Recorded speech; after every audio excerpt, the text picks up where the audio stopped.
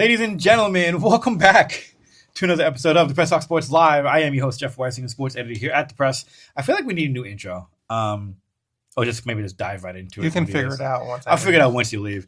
Yeah. Joining me as Liberty did. Once I left, the campus got redone. So you know. Joining me as always, the Madden 22 national champion, soon to be esports Hall of Famer into the LUHSC Hall of Fame, the one and only Juan Ceballos. Happy Monday. Happy Monday. Happy Memorial Day Monday. Yeah, I was going to say. Really quick, first and foremost, thank you to all those who gave their lives to our country, to allow us to do a pod like this and to allow me to say that I don't like our president, and to have no repercussions for that. So on some real stuff. Thank you. Yeah, today's a very interesting. It is, because I feel like the Memorial Day, I think people forget it's almost like Easter. Yeah. Right? Like it's, people, I mean, or Christmas, actually better yet. Mm-hmm. It's almost like Christmas. People forget the real reason for the holiday. Yeah. And it's all about family. And again, the family part and the gifts and all that kind of stuff is great. Memorial Day is like barbecue, start of summer, the unofficial summer kickoff, right? And but like there's a lot of soldiers we've lost through our history. A lot of people, Korea, Vietnam. I feel like the Korean War is like the one like people just forget the most. Yeah. Nam is kind of like, which is funny. We don't want to talk about it. I have most family who served in the Korean War. I had family in the Tiger Death Marches. My old coach, when I was playing in San Jose, my old coach was a Korean War vet. And he was an old guy, so we knew he was an old guy already. Norman Kabani, rest in peace. I was actually at his funeral last year when he passed away. But I remember like I had a meeting with him. It was like early when I was out playing in San Jose, and he was like, me and my receiver, we were both just like, and we were both young at the time. And he goes, "Yeah, when I fought in the Korean War, and when I tell you, our eyes lit up. We were like, what?" Because everyone you always hear Vietnam or World War II, exactly, or even like Iraq or Desert Storm now. Right. And now it's kind of like, and then you hear Korean, it's like, oh yeah, we did that one also. See, it's funny. As bad as I'm not trying to make light of it, but right. It's funny because like when I was growing up, my dad had so many uncles and cousins that served in Korean War. Right. So Filipinos fighting for. And my grandfather fought in the Philippines in World War II. God my grandfather on bless. my dad's side fought in the Philippines in World War. I want to say he was with MacArthur. Oh, I feel like that's hella what he went. cool. It's kind of cool. Never talked about it. I will tell you this: the crazy part. I remember when I was 18, I had all the branches calling me, "Hey, you should consider the Air Force." As everyone does when they turn 18. Consider Marines. And I was like, nah. And they go, why? I'm like, y'all did my grandfather dirty. And we'll never know exactly what happened. Oh, really? Like, it's just never talked about. So I remember like when I turned like 16, 17, 18, my family, we had a conversation. And they were like, when the military calls, you say no. And I'm like, that's interesting.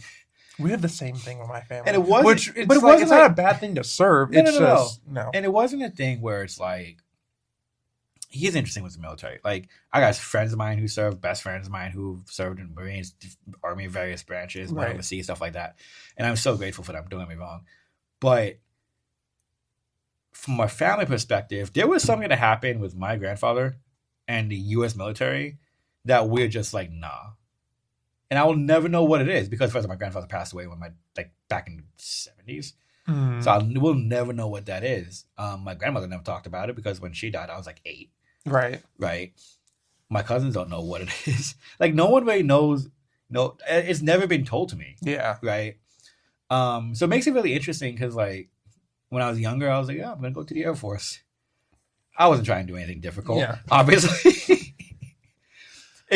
Those in the military will understand that joke incredibly. But it's one of those things where it's like I was like, oh, I'm going to it was kind of cool, This is before I learned that the Navy really autopilots. Mm-hmm. But the Air Force gets to do the cool stuff. I'm like, crash a drone, not die, training accident. Just saying. Well, there's the big military cemetery out by the city, right? There's one by the city. I know when I lived in Texas, we had the big one in Arlington. So it's in South City, I think. It's somewhere out there. My dad's aunt and cousins always go out there and put flowers on my dad's uncle's grave. So that's cool. But like we said, thank you so much to all those who served, all those who are currently serving as well. We are not forgetting you. Your days in September, September, Veterans Day. I should know this. We should both know this. I think it's September. It's the first day you get off in the year, I'm pretty sure. The school year. Right. So Veterans Day. Y'all have your day coming up. I don't know. Anyway. How's your weekend? I had so much free will for the first time since January. You're done with school now, right? I'm done. How's it feel being done until you go to Fresno? I have so much free will. I've never felt this free before in my life. This man woke up at 10 o'clock. Was like, whoa. Like I was like, I could stay up till 2 a.m. last night because I don't have assignments to do. I don't have to get up early. You texted me. You what was it last night? The night before you were up late. Night before. Yeah. Night before. I'm sending you random TikToks. I was like, what are you sending? And I was like, whack after dark. And I was like, oh, I'm here. No, Mountain West after dark. The Mountain West tournament. It was Saturday night. Me and my friend were up because Mountain West had their baseball. It was day 2 of their baseball tournament, and San Jose State and Nevada didn't start till 10. The game didn't end until 1. It went extra innings. Because culture. It was great to watch. But yeah, congrats to all those who are in college currently graduating. Next week's graduation here. Yeah, I mean, the graduation marathon begins next week, man. They're late. If you're congrats to all those in college, and hopefully the stress is gone. Probably not. And to all those still, let me tell you something about graduating from a university and stress. Okay, the stress never leaves. It evolves. The stress is like a Pokemon. Okay, when you're young, right? I'm gonna use a Charmander for example with this. Oh, thank God you didn't say Typhlosion. Huh? Thank God you didn't say Typhlosion. Oh no, real ones would get that joke. Yes, but I but also real ones stay within the original 151. True. So, true. When you're young, it's kind of your stress is very like the flame, right? It's very limited. Your stress is like, oh, what snacks do I want? It's very just like it's very naive, so to say, right? When you get older, the flame gets a little bit bigger. You're a bit more rebellious. The stress goes, oh my God, this person, that person, whatever, right? And even in college, right? The college job is the same, right? When you become an adult, it's like being a Charizard. I mean, like stress just hits you with like flamethrower immediately. Yeah. The fact that I described adult stress as a Pokemon on the fly is kind of impressive. I'm not gonna lie to you. I'm sure there's been weird things, but congrats to all those in college. Yes. If you're in LUHSD, sorry you got another week and a half of suffering. Are they suffering though? The seniors aren't, because it's like when you're at this time of the year, what do you do? They're not even in school. I remember when I was going to school, I'm like, the last week and a half, I didn't have finals. Last week and a half, I'm like, do I really have to come? I'm not doing anything. You're just sitting there like, okay, now what? No, grad season's always fun. It's interesting because like we don't do a lot with the continuation schools or like the alternate education schools, like La Paloma and Independence. And it's interesting seeing the graduation because like we're seeing the schools and the staff like the first time all year. Yeah. And there's a lot of really good stories that come out of that. No, there are. And there actually is some cool stuff to come out of that. But I remember like my first year here and shooting the graduations. I think I was like 4 months in. And I was at La Paloma's. And La Paloma's campus is interesting because like the campus behind the Brentwood police station. Yeah. So I'm just like, okay. Their graduation's like in their back, literally in their backyard. They have like this huge like grass yard in the back of the campus. And I'm just like, they have like this very intimate like graduation in their backyard, and I'm like, oh, this feels like a backyard of wedding. It feels very like homely. It is very homely, right? It really is. And I mean, everyone's excited. People surprised that like there's a photographer there for this, and it's interesting. Like you see, like everyone's like relieved, but then you start seeing like there's a lot of older cats. And it reminds you like you're in a continuation, in an alternate education school. I'm like, okay, this is interesting. But then you get to like the big three, like we go to like Liberty, Freedom, Heritage, and then man, those graduations like never end. And it's really interesting because like, especially for me, what was funny was like all those kids who graduated, a lot of them like literally have been in school together since kindergarten. Oh, the alternate. No, the Liberty, Freedom. Oh yeah. Because like we all grew up here. 90% of us that graduated from Liberty at least. So like. It's kind of a feel-good moment. Well, you know what they say, like Texas forever, Brentwood forever. Yep. It's a feel-good moment, and then you never see them again in your life. It's a very interesting how that works. Brentwood reminds me, the way that sounds, Brentwood reminds me a little bit of Texas. A little bit. Good friends living large in Texas. On that Brentwood forever. On that note, I guess we'll talk. On that note.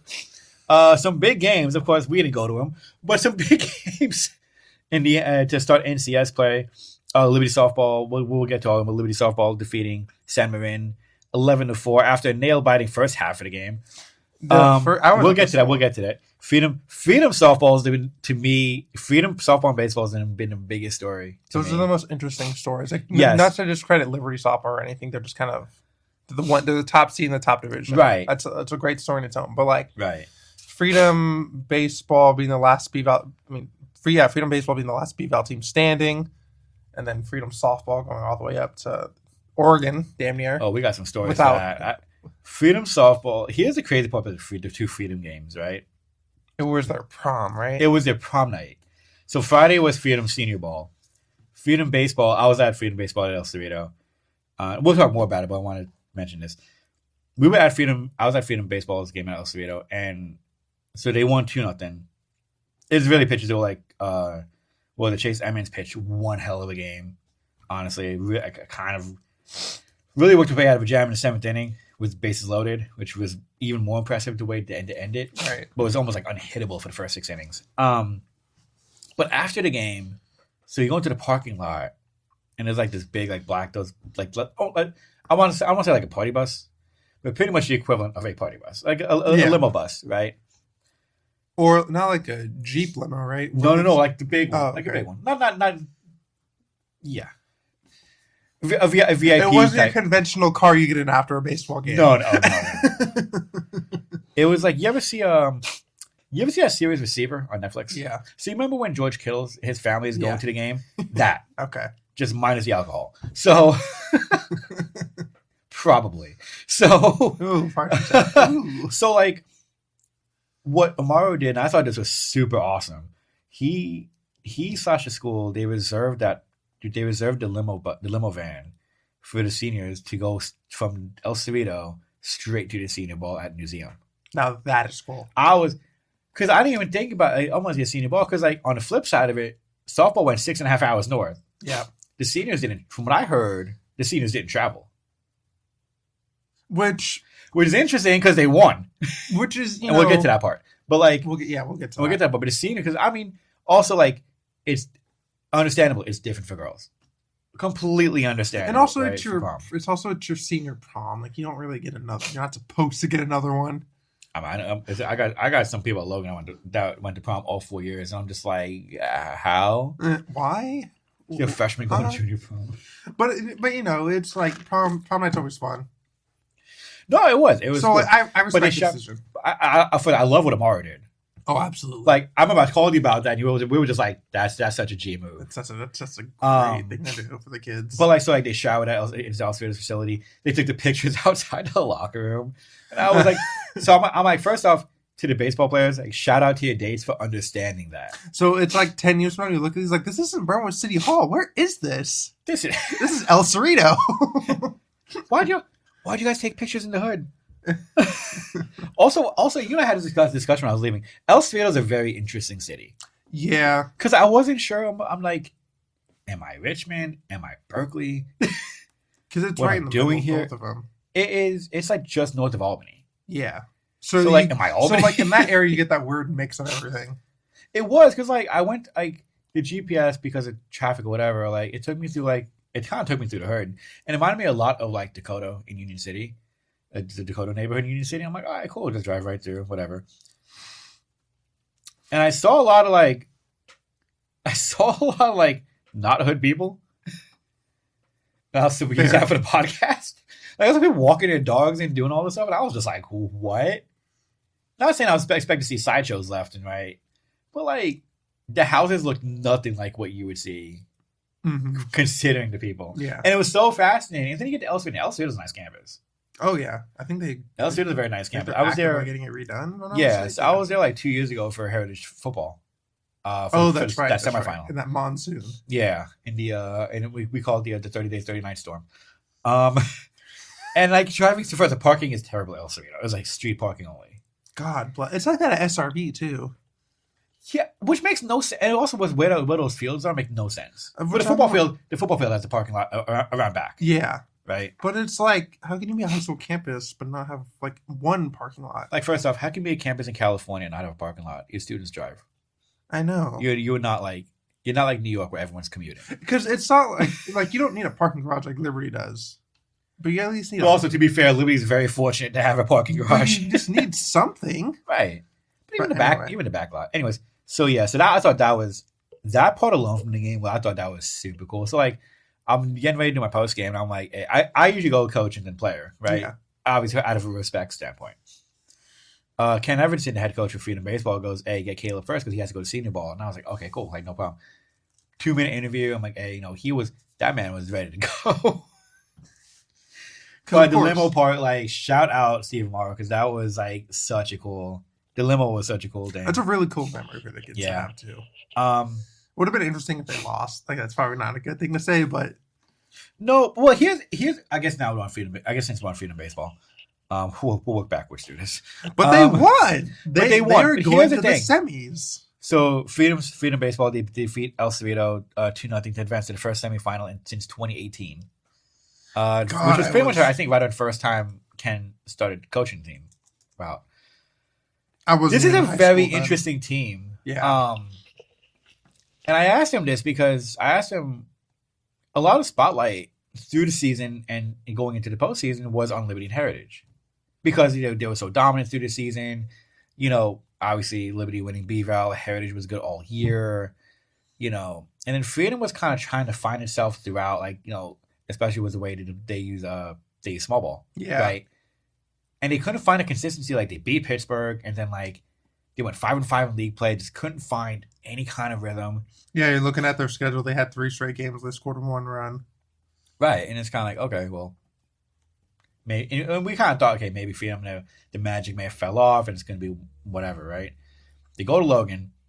They're down 3-0 entering the 7th inning with, I think, 2 out. They tie it 3-3. And then they score 3 more in the 8th inning. They beat Logan. It was a 3-run shot in the 8th inning, right? It was yes. I think I have it right. I think it was a 3-run shot in the 8th. But they scored 3 in the 7th. It was 2 out. They scored 3 in the 8th. They defeat Logan on the road 6-3. Imagine going to that school. I know, right? I don't play baseball for Logan. I will tell you something. There were a lot of people who didn't play baseball at Logan who did at one point, maybe like as an underclassman. And so I just play for this big league team called Trivia. And a lot of my teammates were ex-Logan players. And they had shirts that said F Logan Baseball. So there's backstory to Logan. There's history with Logan Baseball, to be fair. Okay, then. Knowledge. I will not take Logan football slander, though. Well, that's what happens when you come to the first round and get blown up at Heritage. Anyway. You know what? Did I tell you the story? Yeah, there's a story behind that. Not to make excuses, but we have legitimate reasons. But I mean, you look at this Freedom team, and it's just like, are they getting hot at the right time? I mean, that's really what it feels like. You see the way that Caleb pitched on Friday, especially.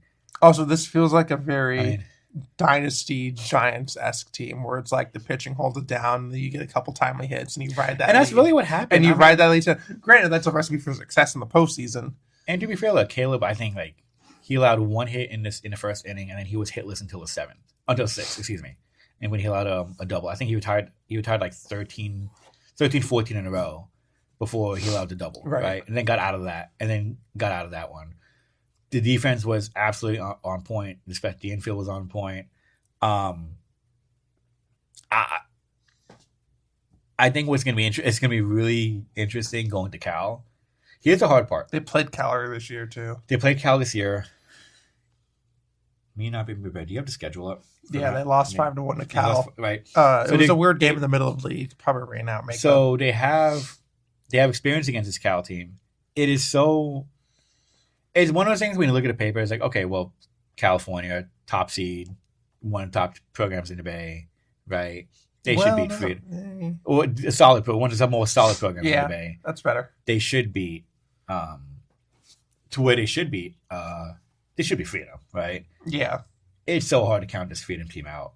It really is. It really is. And that's honestly what I think I think that's what separates baseball from everything else. Because, obviously other playoff heroes in football and basketball, yes. But baseball, because of how big of a roster you have, you can have just one guy be the playoff hero. Right. You know, like for the Giants, it could be Travis Ishikawa or some random guy like that. You know what I mean? So I think that's what opens the door. I'm still mad there's no Travis Ishikawa statue outside of Oracle Park. Just saying. No, but the Wilmer Flores statue's coming soon. Oh, it needs to be. But I mean, I think this is entirely a winnable matchup against Freedom. Granted, this is at Cal. They're playing a team they lost to this year. But I don't feel like this is one of those things where Cal's like, okay, we know exactly what to do. You know what I mean? I feel like Freedom's got a really good chance to win Freedom's this. like to me, Freedom's in their bag right now. Like it's so hard to count this team out. Like I said, Caleb, Colton pitched well. Caleb's pitching well. I think what's interesting is you get Gabe Yost back because he was out for prom duty on Which is Friday, fair. which is fair. The biggest thing you look at this Heritage team, just skimming through the schedule quickly, they've not won a game where they've given up more than 3 runs. Freedom. Yeah. So you're undefeated when you give up less than 3 runs. But if you give up more, then you're starting to look like trouble. So, well, you also keep in mind, like I think the interesting part coming in is when they had that loss at Cal, they started like a 5-game losing streak, and granted, like the 2 wins out of that with Deer Valley, I just feel like whatever they wanted to do and wanted to fix, they were able to fix at DV in that DV series. yeah. And granted, like it's Deer Valley. They're not that good program. Trying to come back, figure it out, right? But you still got players in front of you, Yeah. right? And especially in sport like this, like you still have to do the game isn't played on paper. The game is played on a diamond. Right. The Logan win to me is the big one here, not just because they won that first, but how they did it. Yeah. We're talking late game. I mean, insanely late game heroics on the road. You take that to El Cerrito. El Cerrito has been good all season, 20-win team. They came out on an 8-game winning streak. You want to talk about shutting out. That lineup was frustrated against Caleb, right? Do I think they beat Cal? No. Do I think it's a blowout? No. Do I think they pull up the upset? Maybe. I mean, and that's the crazy part because I on paper I'm like, okay, Cal should have this, but also I can't like just completely deny Freedom. I think what what's going to determine a lot of this game is who takes the bump and how well you pitch. Because, like I said, they're undefeated when they give up 3 runs or less. Right. So if you can hold them to 3, and small ball works when you're chasing 3, chasing 2, chasing 1 runs. My guess is it's going to be Colton because Caleb pitched on Friday. So they'll go every other. Yeah. So and Colton pitched Tuesday at Logan, so he's coming on a full week's rest. I mean, not that Colton's numbers are bad or anything, but like he went 8 innings, 3 runs, 2 earned on 8 hits. You sprayed some hits around. Logan has decent hitting. I think Cal has better hitting. Oh yeah, absolutely Logan for sure. But to me, I think Colton takes the bump, and you just kind of see where you go with that. I think getting Gabe Yost back in the lineup, getting your leadoff hitter is a huge plus. Which says more about the LCB win because he did this without your leadoff hitter. Yeah. And what's interesting is like the 2 starters both got sub-2 ERAs. For Cal? Yeah. No, for Freedom. Oh, yeah. So, like, they're click. I mean, like I said, you just got to give up less than, you just got to hold them and just get a few timely hits. He's got to beat the Giants. Honestly, like, Freedom and Torture Ball is like, Freedom, Torture Ball, handshake. Yeah. Yeah.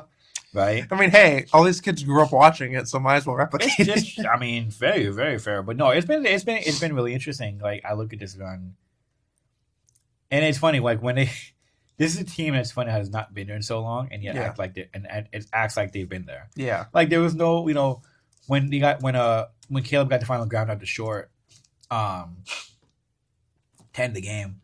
I was like, oh, they're gonna run now. I'm gonna when Liberty won beat Valley, they just all sprinted out of the dugout. Mm-hmm. When College Park beat Heritage, like they sprinted out of the dugout. Granted, that game might be game of the year. Yeah, but also like the student section that hopped over the deck and went onto the field.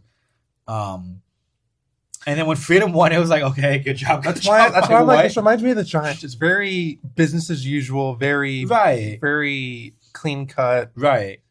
We're gonna do our thing, and it's gonna result in a win. I'm getting ready for the video. I'm getting ready for the shots, and like nothing happened. I'm sitting there like, I'm sitting there waiting. I'm like, great, yes, but also this doesn't help me visually.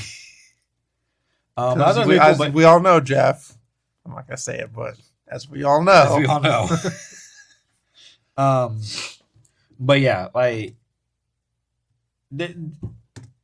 I think what's happening with the Freedom teams, and as we kind of start transition to softball, I think it's great for the school. Yeah, absolutely. Because this school, like when you think about it from the local the school that's really overshadowed by Heritage Liberty. Yeah. Right. Especially, football, first year head coach, basketball, Liberty kind of runs that. Heritage had a big step forward this year. So, you kind of look at the major sports, but now Freedom's the last one standing. Right. And baseball and then softball, they're right there. I mean, imagine winning Beaver and getting blown out in the first round. That was an unfortunate day. But also Foothill's like up there. So. That was a very winnable game for Liberty. They just made too many self-inflicted wounds. Oh, that second inning just did it, man. Dude, I always think, what if he got out of the inning and didn't throw that air? I know. That's what if everything snowballed, right? Everything just snowballed. I look at the Heritage game and it's like, well, what if Logan doesn't give up that RBI double or whatever? Yeah, but who cares about that? That's Logan. No, it's at Heritage. Oh. And also the guy who puts our paper together probably cared about that. Fair. I thought you said Logan for some reason. No, I said Heritage. But yeah. Shout out to Freedom Baseball. I'm honestly really surprised. Really one of the biggest surprises I think in the postseason. And then Freedom Softball. Going all the way up to Oregon. First off, damn near. Can we talk about the mileage they have accrued in this playoff run? I feel like that semifinal on Wednesday at Alhambra is gonna be a home game. So you're right. I do see no seniors in their lineup from the game in the box score. Yeah, I know this because their principal told me. Which, granted, I feel like it's the right source for this. Which, granted, I respect that decision from them, the senior players, because I get it. You only get one. Look, you're only supposed to get one. But also, to be fair, when it comes to prom, it's different for girls. Yeah, so I totally understand it. But it puts you in an interesting dilemma now, right? Yeah. Because you go 6.5 hours north to Crescent City. Without 6 to 8 of your players? Yeah, without half your team. Yeah. You win. So what does that do going to Wednesday? Because here's the thing. If I'm like a sophomore, junior, if I'm like a sophomore, junior in a team, and I kind of stepped in to fill a senior spot. Yeah. And I helped you go to the semis for the first time in 2 years. Yes, since 23. Yeah. Right. I'm not trying to lose my job. I think what you create a very interesting storm, and I'm not saying look. There is a very interesting dilemma on the hands of Coach Spacito. Right, because on one end it's like okay, you have a team humming at the right time. Granted, like Freedom Softball has really been good since they've really hit their stride since league started. Absolutely. Right. The only 2 losses in league came to Liberty, and they almost won one of them. And they almost won that first one. Right. Alhambra's gonna be interesting because you have seniors who are going to play. Yeah. Right. If I'm the bench, I'm pissed. And it sounds selfish. It may sound like I'm just being selfish or whatever. But if I did my job, why am I getting benched now? Yeah. Just because that's kind of a. It's a weird. It's a very weird dilemma from the sports angle of it. It's a very weird. It's like a backup. It's like the backup quarterback thing. Like when Alex Smith got hurt for the Niners and Colin Kaepernick stepped in. It's like, well, here's a guy who just led us to an NFC title game. How do you kind of go back to Alex Smith? Yeah. How do you So what we're saying is trade half your team. Okay. Trade half your team to Kansas City. And then lose them twice in the Super Bowl. Let him develop the future legend quarterback. No, I'm kind of curious what that lineup's gonna look like on Wednesday because on one end you have so on the sports end of it, it's like okay, your underclassmen kind of help you get back to semifinals, and they, did their job, 6.5 hour drive, all in one day. I'm pretty sure. I don't think they can get overnight. No, it was all in a day. Yeah, I believe it was all in a day, right? Or all in a day and a half because you got to drive back. Right. So, yeah. So did a job. On the other end of it, it's like, well, it's better because we got to keep in mind we're still talking about high school girls here. Yeah. prom is very different compared to like we talk about freedom baseball and the boys showering at El Cerrito, changing, and then hopping to limo. It's very different for girls where there is a prep. Yeah. Right? There is time to prep. I don't know what this lineup looks like going into Wednesday, and I think that's gonna be the biggest challenge of freedom. Well, I think the biggest thing from this is like you kind of saw how bright the future could be with this freedom team. Oh yeah. Freshman Jaden Proctor going 3 for 4 with a home run, and we've been waiting three ribbies. We've been waiting for her to start to really. Oh, we know she can. She hit it a Heritage. Oh, right? No, at Liberty. She had a very eye-opening swing. I was like, wow, okay. Oh, everyone I've talked to at Freedom, when I've gone to Freedom softball this year, they've talked to me about her. Yeah, I'm like, okay. Riley Moon, the pitcher's been putting together really well. She looks good against Liberty. I think up until she kind of ran out of gas, which granted was a freshman. Yeah, right. I think that they knew that she was going to be. I think when you watch her pitch, you know she's going to be something. Yeah, you can kind of see it. And then Terlin DeLauder threw another, also going 2 for 4 at the plate. So it's just like she was good last year too as a freshman. Yeah, and you looking at this granted, I don't know if this lineup on Max Preps is the batting order or it's order by number. It's order by number. I hate that. So I was going to say you're going to get a lot of key contributors from your bottom of your lineup, but good thing to not say that. But like you have after you just said it. Well, it's a good thing I didn't officially say it. What is editing? We keep it anyways. Anyway, but it's like Jane Proctor knocks in 3. You've really got contributions up and down the lineup. Like you rack up 14 hits. Del Norte didn't put up stats, so I mean. If I lost to a team and I had to travel 7 hours north, I wouldn't put stats up either. Well, because it's funny, like when you have a game like this, it's almost like what we saw with Liberty basketball going to Fresno, where it's like, well, if we're gonna go this far, might as well win the damn thing. Right. So, yeah, that was that. I mean, I don't know. I think next week or week after we do our year recap, and I think that's definitely one we got to talk. We got to bring back up. What's the bigger win for Freedom? Baseball, softball. Yeah, softball. I think so too. Softball only because you don't have half, and this is not to take away from Freedom Baseball whatsoever. I probably should have asked this. Which one's better?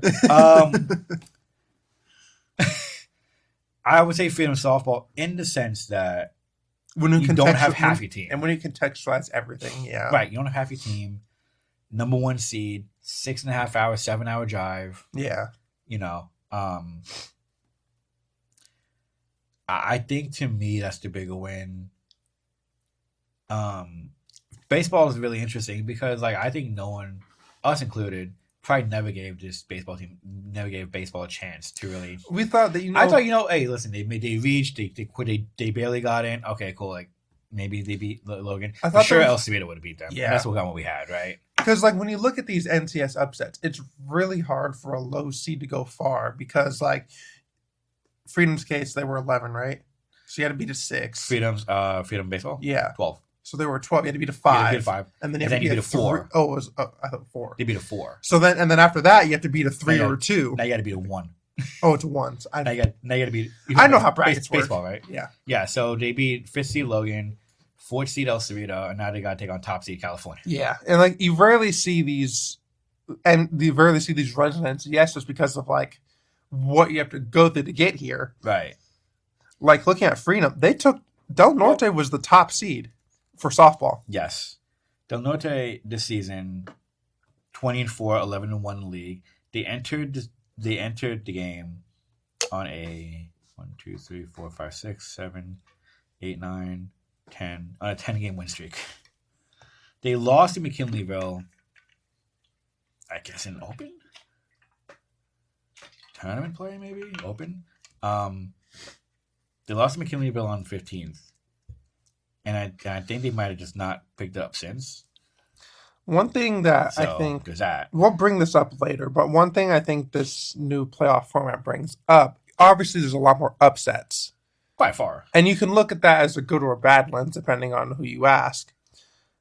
But there's a lot more competition. But when you have Division I teams dropping to Division III and steamrolling through, does that create a question of how ethical is this? So we'll put the focus on Freedom. Do you think they're steamrolling through? I mean, 14-3 win in the first round and then 7-4 against the 1 seed. But also keep in mind both games are on the road, so you got to take that. Yeah, That is that true. angle of it, and to be fair, it's not like you're going to. I mean, look, Alhambra on Wednesday is going to be the shortest road game. It's almost like a de facto home game. Yeah, but like All you're doing is going across Highway 4, right? American Canyon is like what you said, just north of Vallejo. I believe so. It's South Sacramento. So, God. Del Norte is pretty much Oregon, and I know this because like when I was supposed to contact the Del Norte newspaper, and I didn't. But their main office is in Oregon, and then their mailing address is like California. So it's like Oregon border, right? Right. So I mean, and yes, you're getting wins. Don't get me wrong, but to say the steamrolling through. But like one road. thing that's always brought up is school population, and we saw this in baseball with Justin Stanley getting first round in baseball in Division II. But Del Norte 911 kids against Freedom's 2,482. Who lives in Del Norte in Crescent City? Right, but it's like it's just. I'm not saying it's a good fair or bad fair. I'm just saying Right. Is there room for? But I mean, with that said, no. We can. What about baseball then? If we throw into the mix, right? Yeah. Beat Logan. Logan's population is like 5,000. They're both in D3. El Cerrito's population is not much different, give or take. So that's why I think there's going to be an interesting discussion this offseason about the playoff bracket, where it's like how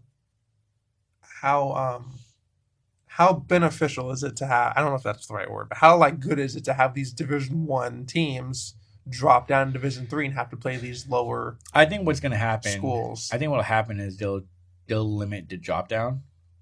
So maybe you can go up 2 levels, but you can drop down 1. Mm-hmm.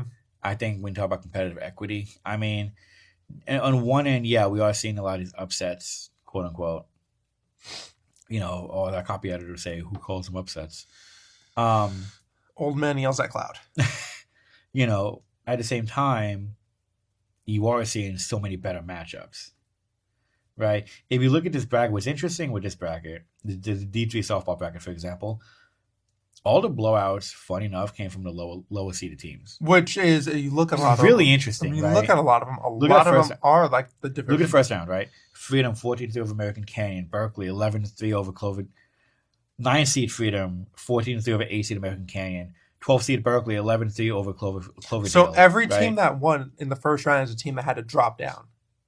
Yes, which is even adds more fuel to this argument. Yeah, no, I fully get what you're saying, right? But then look at the second round. Right? I mean, the only blowout in the second round was really Heritage because they just couldn't hit. The lineup went cold at the which also congratulate Coach Rivers 300 wins. His 300th win came in the opening round against Doherty Valley. Yep, and then he was welcome back with the loss in Santa Rosa. You can't. You can't win them all. But no, congratulations to Coach Rivers on that. Didn't even think about that one. That's great. That's a great accomplishment. I didn't realize how long he was coaching there. He was coaching softball there until I started to think about 300 wins, and I was like, he's been here for a minute. He has for softball. I didn't realize that. I think he was coaching softball, and I was playing flag football with his son. Ronnie? Devin. Okay. I think. Probably. I don't know. Anything pre-2020 is, God, this is like damn near 2010. It's pretty much prehistoric. Yeah, this is damn near 2010. So what are you going to talk about 2010 is like, dinosaurs, blackberries. Hold on now. The Giants' first World Series was not that long ago. Man, we're talking like, we couldn't even stream the first World Series. The first Giants first World Series. I know. What was it? MLB TV didn't come out until 2011, 2012. We never MLB TV. We had to watch on the actual televisions. We didn't have. We barely had flat screens back then. My aunt listened to it on the radio. We still had radio back then. Imagine listening to a game on the radio. Hey, KMBR will never die. KMBR needs to get blown up. Okay then. And then obviously I know these guys, so yeah. But yeah, the second round, I mean, minus the Heritage loss, everything was a lot closer. Yeah. So it's a weird argument. It was like, the first round games, all your higher seeds got blown out, but the second round games, they were all the only top seed to win was Maria Carrillo. It's almost like you asked the question, why are these teams allowed to drop down? You know what I mean? Well, my thing is, they have the whole thing we can go up 2, down 2, right? Yeah. I really think it should be you can go up 2, down 1. If you want to talk about competitive equity. Yeah. I mean, we could do a whole episode on that. Probably will. After we kind of look back at everything. But I mean, it's very interesting that like when you look at these, because like Crew Chang said, they're already looking at the data. They're already talking about changes they want to make. I think what the competitive equity did, it was great for football, but it wasn't. It opened it up for sure. For football, it was great because I think like they widened the gap of first round games by like 14, or like they shrunk the gap by like 14 points. Like they shrunk the margin. But you look at the drawbacks in the other sports, it's like, okay, well, how do we do this? Right? It's like the system's great for football, I think. I feel like the system was built with football in mind. Yes, and it's like they kind of tried to make minor tweaks to the other sports, like make patchwork. I'm telling you, just follow Champions League format. That's all you gotta do. Can we relegate high school teams? Yes. But here's my thing: if you have divisions, because here's the thing, key thing, if you want to stay in the top. I'll have a better argument for this when we do the episode. But if you want to stay, it creates a sense of like accountability for your program. Yeah. If you want to stay towards top in Division 1, you put together a good program. If you want to be these programs that are having fun, cough cough, Deer Valley outside football, yeah, and volleyball, right? Outside Deer Valley football and volleyball. If you want to be these other programs like Deer Valley softball, baseball, Pittsburgh softball, right? Then you get all the way down to the D5 and you kind of get what you get. Yeah. Right. I think there is a sense of curiosity that you should go look into that with curiosity. Can we do a promotion relegation thing? Look, I'll tell you from a soccer background, promotion relegation is one of the best things to happen. Yeah. One of the best things for sports because it creates accountability. It created a great ending to season 1 of Ted Lasso. Look at Wrexham. Yeah. Right. And I know they put a lot of money into it, but like you have ownership that put. That's the one owned by the Washington Commanders owner, right? Ryan Reynolds. Okay. The Commanders owner owns Chelsea, Arsenal, one of the 2 London teams. But like they just won something big for the first time in a while, I think. It could be Villa because I don't know. I don't follow soccer. I just read the headlines. I forget exactly. But yeah, so we're gonna do the whole NCS thing. But the NCS does need to get looked at. I think they're in the right direction, but they need to tweak a few things, especially when it comes to the not football sports. Speaking of softball, granted, football is the moneymaker, but yeah. I mean, but softball, Liberty, the top seed in Division 1, they kind of stormed through San Marin after a shaky first few innings. San Marin led, I believe, going into the 4th inning. This was an interesting game to be at. It was almost like the girls needed to shake off the nerves and the rust. More so nerves than rust. It's interesting to call it nerves because they've been here before. And here's the crazy part. If you think about last year's run, you beat Dublin at home, and then you go up to Vintage. But last year, they didn't have the expectations. Like, sure. Very true. It was house money last year. Yes. Within the program, they did. However, outside of it, not really. It's like, a 7 seed, they'll win a couple, move on. But like now, you are the top seed in the top division. So the bullseyes. All eyes are on you. Right. San Marin came up with they tried some things early in the game, which worked more so because Liberty shot themselves in the foot. Liberty tried to sacrifice bunt, and it was caught in the air, but then the throwback to first was thrown away. So high school players can't. But then it worked because she got to second anyway. I don't know. It was weird. It's interesting because like the one thing I've kind of seen from my time covering high school baseball, softball, high school players cannot bunt worth a damn. How do you teach people how to bunt? Take a lacrosse stick, catch the ball, and catch it. Yeah, that's how you make. Now I know we're saying this, and it's easier said than done. But I think it's easy to bunt. I did it when I was playing baseball. Just watch. You ever see the NPL, the Japanese All-Star Game? Yes, they have the bunting competition. Yes. Watch that. Yes. Just watch that. And you will see, like, if you ever watch them in slow motion, the bat never moves. Yeah. Like, a lot of high school players have this thing. It's like they're like... They'll catch it. It was very soft, right? And you see a lot of high school players, they'll hold the bat firm. And then they'll kind of flick it forward. Yeah. And that's what and especially with aluminum bats, because you have more recoil off that. That's what gets that pop up. Right. And that's what makes every coach go, God bless. I'm telling you, man. Is it bad that the rest of the world does it better than us? Yeah. Okay. I understand Trump a little more now. No, I'm kidding. Holy hell. But yeah, this Liberty team's interesting. Like we talk about the Bullseye in the back for the first time. We talk about that matchup, the rust maybe. They committed 3 errors. Like this wasn't the prettiest game. They will do this. Like, and that's the part that if I was to nitpick a couple things about this Liberty softball team, they commit errors in the worst possible moments. Yeah, and also the most unnecessary moments. But granted, Skinner did pitch out of it. Kate Skinner has been pitching really well. The first 2 innings were rough. I think she had to settle in because then after she settled in, she threw 4 shot innings. Yeah, so, but you got you got contributions up and down this lineup. Trying to blank. Taylor Jennings starting the game off with a home run and then hitting another in the 6th. I think that kind of set the tone for the game. 5 home runs in the last 4 games. She's on pace to hit 6 this postseason, so bring on the Barry Bonds. I think what's very interesting with this lineup. So if she comes up to the plate with the bases loaded and they're down 2, do you throw up the 4? She comes up to the plate. She comes to the plate to lead off the bottom of the first. I'm throwing up the 4. Kidding me?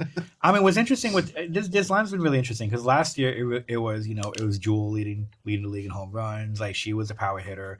You got some contributions here and there, right? Yeah. But you really didn't have it. You got a couple bombs out of Isabella Rice, who I think is going to be But now it seems like anyone can come up and just hit one. But this lineup's been doing it. The power now, compared to a year ago, is kind of more. It's kind of more throughout the entire lineup rather than just a few of the girls. Yeah. Right. Taylor is the one I'm really surprised because I mean, look, she's not the biggest. To me, in the B-Val, out here, her and Yasmin Sanchez are the two best leadoff hitters. Yeah. Yasmin Sanchez and Freedom. Yeah. Granted, these are the 2 still in the playoffs. Yeah. But they're the 2 very fitting. The best 2 leadoff hitters in the B-Val and East County, maybe within definitely up there in the Bay Area for sure. Yeah. Right. Taylor's power surge isn't because you talked to her. She goes, "I'm just trying to hit line drives." I'm like, "You trying to hit line drives over the fence?" I know. She said that in my interview. She said that in the interview, and I was just like, "It's really good line drives." that line, it wasn't a line drive. You hit over the right field wall. Let me tell you. If you hit the line drive at a 47-degree angle off the bat, with backspin, and maybe a 105 exit velo. But her power is really. I mean, it's been there. Like she's hitting every game but one all season. So like the bat, overall, the bat's definitely there. When you think of leadoff hitter, you think of like a slappy bat, kind of like a Tony Gwynn. Well, that's actually especially with the lefty. So that to me, that's actually Yasmin. When you think of a leadoff hitter, you don't think of a leadoff hitter coming up and just popping one out. You think of just just a slap hitter just get on base. Yeah, slap hitter work the count. Swinging. She's swinging for the stadium, honestly. Yeah, she got 10 home runs on the season, which is very impressive. And it's funny because I think a lot of eyes on Jewel coming back. 10 as a freshman. What did she do for a sophomore season? And everyone else been hitting. Isabella Rice hitting home runs. That girl hits home runs. Kelsey Skaggs hit a big home run. Skaggs hit one. Kelsey hit one against Freedom. The game tying home run against Freedom. Yeah, in the 9th inning. 7th inning, excuse me. Close enough. It's the same thing. It's not surprising with his lineup, but we have to talk about Foothill because you and I have talked about. This is a weird thing. This is their schedule has been really interesting because there hasn't been outside opening day. There hasn't been a lot of big games in that regard of this team's a legitimate threat to this Liberty roster. Yeah, Foothill is presented. Freedom was kind of that. Entering the Freedom Series. Freedom was kind of that. It was a taste of that. Foothill is a legitimate threat in the sense where it's if a team's going to beat Liberty, it would be Foothill. Foothill team. Foothill beat Castro Valley earlier this year. They beat Berkeley, who's in the playoffs. They beat Granada. They beat Amador Valley. They beat Castro Valley in the first round of the playoffs. They took a 1-run loss to SRV. SRV is a and they got stomped by Carondelet. God bless. There's hope. But they played Cal tough twice. They beat Castro Valley again. So, but it's very funny. I talked about, timely hitting and good pitching because that's what it looks like this Freedom team is built off of. You look at their 2 playoff wins. 2-0 against Castro Valley, 3-2 against Cal.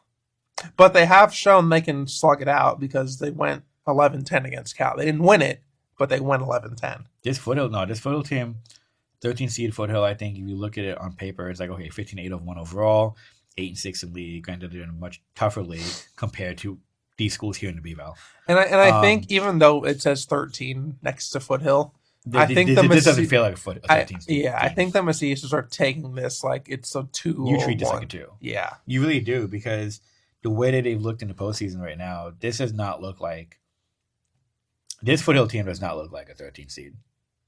The way they play. This is almost like the Freedom baseball team right now. In ways, right? The pitching's on point. Look, they've only allowed 2 runs all postseason entering this gun. And the two came against California. Granted, Cal softball. Granted, if you lose this game, you're not done. Because it's third place game. There's a third place game. If you win that, you go to NorCal. But when it's with the third place game, why is it? You don't look at it like that. I don't think you look at it like that. Oh, absolutely not. Absolutely not. You don't think of it. It's not like I would take that more if it was like the open bracket. All right, and baseball news: Giants just lost. All right, they ruined. Huh? They ruined. They ruined. Okay, all my teams won yesterday. I'm happy. I love my sports teams. Total sidebar. Anyway, total sidebar. But no, this you don't approach it saying, "Okay, we can lose this." I almost see this Foothill team as being better. Yeah, I look at the way they're hot right now. I mean, I think they have. I mean, I think West Coast Preps or Cal High did a whole thing about them being like road warriors, and I mean, I hear that. I'm like, that's kind of when you're going. It's one thing to win your playoff games at home, right? It's one thing. It's another thing to win on the road, and it's an even another thing to win on the road and do it multiple times. Right. And in Foothill, like I look at this Foothill team as like I almost go into this match like, okay, we're the 2, they're the 1. Yeah. Like we have to upset them. Yeah. Right. I think Macias has something cool though, where it's like, we're gonna respect them, we're not gonna fear them. But she also said we're the Lions too, and we like the. So she did say she did not expect. She also did say she didn't expect me to tell her that Foothill won. So she wasn't like ready for it. She wasn't prepared. I think she was looking at Cal. I think they were looking at Cal. Oh, they were fully expecting Cal. But I think Foothill is like, hey guys, how's it going? The team from Pleasanton, of all places, God. I know baseball lost them. You can't lose them in softball too, God, right? No. You gotta beat Foothill. I mean, look. Granted, your season's for not so done, many, but yeah. But you know what? I don't even think about that third place game. I think my mindset going in is if we lose, we're done. Yeah. We had to get a third place game, which would be that Friday probably. But you, if you lose, I mean, the third place game is like whatever at that point. Yeah. Honestly. Granted, you still get to go to NorCal's, but do you? For the others? For a third place game, yeah. Okay. Well, okay. So. If you win the third place game, yeah. So you're still playing for North. Okay, so you still have something to play for. Yeah. But you have a chance. But you know what? But keep in mind, here's what's on the line for Liberty going through this bracket. First NCS title in 30 years since the '95 team split with Pinole. Right. There is something there's something to be said about that. Yeah. As far as like you have a chance to kind of make new history. Yeah. And this is a team, if you look at last year, one or two things go a different way at College Park. They kind of go to title game. Yeah. See, you've been right there. Yeah. So you've been here, but now you kind of have this basket underneath you. You've been here, but now just all eyes on you. Yeah. It's a little bit different. I think they'll beat Foothill still. I think Foothill's going to give them everything they got, though. I think Foothill's going to put a hell of a fight. I don't think it ends up being like a San Marin where it's like, tough in the first half of the game, and then like the second half you kind of just like do your thing. I think it's one of those things. It's almost going to be like a freedom game. This really could be a pitcher's duel back and forth for 7 innings, maybe even more than that. Who knows? I think this is the game where like if you're going to win it, Kate Skinner is going to make her name known. Also, you're crunched for sunlight because there's no stadium lights. Why do these games start at 5 and not 4? If you're crunched for sunlight, it has lights. Let me tell you something about the mighty. Thank you for James listening to the press. Thank you for listening to the Press Talk Sports. No, but it's interesting. Like what I find fascinating with this is you have games start at 4:00 pretty much all season. If you're San Marin, you start at 6:30. But they have lights. Yeah. So let me tell you something about the great San Marin High School. Thank you for listening to the Press Talk Sports. We come with you each and every week with a new episode. I'm glad you learned to tag out after a while. I think Liberty wins this. I I think you know what it is. I think it's like it's like that first Freedom game. Yeah, I think it's gonna be like that. Where they're gonna get everything thrown. But here's my biggest fear. Like you talk about the three errors he had on the day against San Marino. You can't do that. You can't afford that. To be fair, they did not do that in the second game against Freedom. So I wonder if they need a practice from Macias to whip him into shape. I mean, you don't get. I don't say you don't get a second chance here because you get the third place game and still have no calls, but you don't really get a second place. You don't get a second chance. Yeah, in my opinion, with this. With this, you're playing for a bit of NorCals, but you're more so playing for the banner you can hang up at the end of the year to keep this really immortalize this team. Right. This team are like in 10 years when they get inducted to the LUHSD Hall of Fame. It's gonna be very fascinating. I better get nominated in before this team does. No offense to anyone on this team, but hello, I graduated 3 years ago. To be fair, if I'm still here in 10 years, shoot me. But I have graduated 3 years ago. I should be in before this team. Oh, so you'll be the one inducting them? What if I told you? Just give. What you should. What would be great. So Hartwig inducts me. I induct Liberty softball. We need to induct. They need to induct journalists. Just saying. District, if you're listening, induct the sports writers. It happens. You didn't go here. I didn't need to. Do you see the work I've done here? No. I am making the case myself. Sorry, who are you? Okay.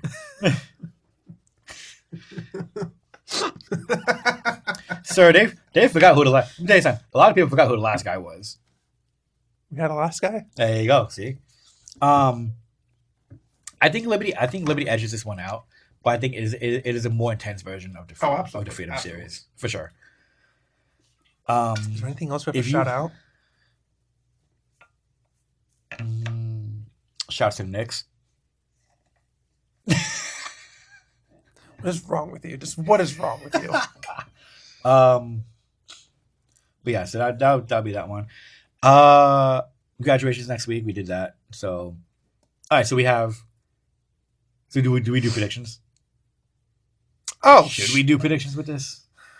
Well, I don't want to say. Saying we went to Liberty and Heritage Baseball, predicting that to be the two upsets, and everyone else won. Everything, but we're just about going to everything this time. So for everyone who doesn't know, for opening round of playoffs, we predicted Liberty Baseball and Heritage Baseball to be the two best games for upsets. Every other team won. Hold on. I'm just going to say this. Experts. We are your experts. This is why we get paid the big bucks. God. I'm almost scared of your predictions now because let's just not. But I will say, because if we get them wrong, we're going to get banned from the field like Macias banned Huckabee. Stop. You told me about that too. So for anyone who was at the game, it was very funny. Principal Huckabee from Liberty always goes to the games, but he never sat right next to the dugout. So when Liberty went down 2-1, Macias and the team kicked him out of that spot because they were losing. And after he left, they went on to score 8 runs in 2 innings. Imagine kicking your boss out. I mean, after the game, I asked him. He was like, "Oh, I get it." No, obviously he didn't take it personally. He's not mad about it. I mean, look, he is very tight with that program. We see him. He goes every game. I'm not gonna tell you where he sits because I think he sits away from everyone and not be bothered. And I totally understand that. Yeah. To be fair, right?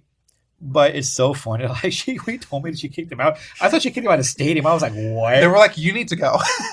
I was like, "Move now." Wait, but who kicked him out? Was it Brandy or Cindy? Because I can see Cindy doing this. It might have been both at the same time. That's awesome. When like the team was on the field. It might have been both. Hugh, bye. I really thought I'd be the one kicked out first. To be fair, you know what? Yeah. But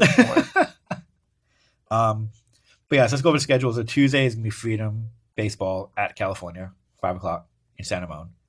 Wednesday, Freedom Softball at Alhambra and Martinez, 5:00, and then Liberty Softball home against Foothill at 5:00. We should be at all the games.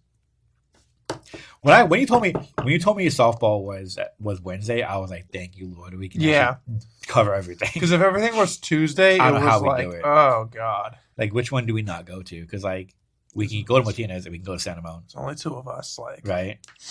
Imagine if we had a staff. Let me rephrase this. Imagine if we just had another set of hands. Imagine we had a competent staff. Like, But this time of year is always fun. So it's really. I was surprised there's no. I guess when you mentioned third place game, you're gonna sneeze. Yeah. It'll come back in a couple minutes. All right, we should probably wrap this up. But yeah, so we'll leave it there. Hope to see you guys at the playoff games. We'll be there for sure. We should be there for sure, barring acts of God. We should be there. Graduations next week. Not this week. Next week. Graduations will be at the graduations. June 5, 6, and 7. Eric Morford, the new sports writer, he comes in next week, so he'll be on an episode next 2 weeks or so. We have your farewell episode. Will that be pop bottles? Oh, absolutely. For sure, we have to. So that episode will take place at this lovely bar in downtown Brentwood. The Press Talk Sports on the road. We're live at the brewery. We're at the brewery throwing down beer. Probably shouldn't be saying this. Oh man. I mean, we got the camera to do it, so we actually to be funny. No. We have the equipment to do all this. Nope. That's the funny part about this. Ladies and gentlemen, this has been another episode of the Press Talk Sports Live. Each and every week, we shed light onto the sports culture here in the East County, specifically in Brentwood and Oakley. Don't forget, we are presented by the Brentwood Press newspaper. For as low as $20 a year, you too can get a subscription to the Brentwood Press and keep in touch with everything. I almost had it. And keep in touch with everything happening within the East County area. Go to thepress.net for more. For the soon-to-be Hall of Famer, Warren Press, I am Jeff Westing. Thank you so much for joining us. And as always, take care of one another. We will catch y'all soon.